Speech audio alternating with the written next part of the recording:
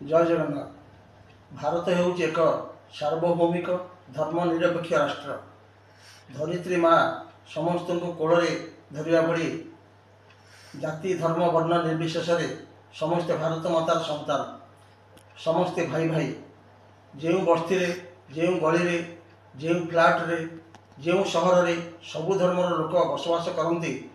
विपद समय समस्ते समस्त को साहाय्य हाथ बढ़ाइबा दरकार। जेतबेले सृष्टि सर्जना है से समय भगवान दुईटी जीव सृष्टि करथिले, स्त्री और पुरुष। से पाखरु क्रमश वंश वृद्धि होई कोटि कोटि संख्यार आमे माने पहुँचीछे। से समय ना नथिला जाति ना नथिला धर्म। वर्तमान जेते धर्मर लोक बसवास करुछंती सेमाने समस्ते ईश्वरंकर संतान। समस्त देहरे भगवान एमिति एक जिनिष रखिछंती जहाँकि ताहा केही काहाठारु भिन्न नुहे। ताहा हेउची रक्त और आत्मा।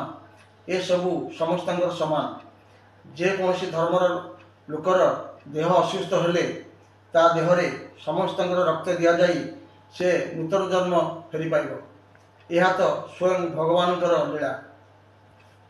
जी जो स्थान में बसी प्रार्थना कले ताहार वार्ता सृष्टिर स्रष्टा पाखरे पहुँचब। से सबुठारे विद्यमान। सबु धर्मर लोक मानकु मोर विनम्र निवेदन, से माने निज मनर हिंसा देश त्याग करी भल पाइबा बजाय रखंतु। देखिबे सत्य जुग फेरी आसीबो। आउ आपण माने नरक त्याग करी स्वर्ग रे पहुँचबे। यह ऊपर वालार निर्देश। आपण मानकु ये वीडियोटी भल लगिले लाइक करिवे, सब्सक्राइब करिवे। जय जगन्नाथ।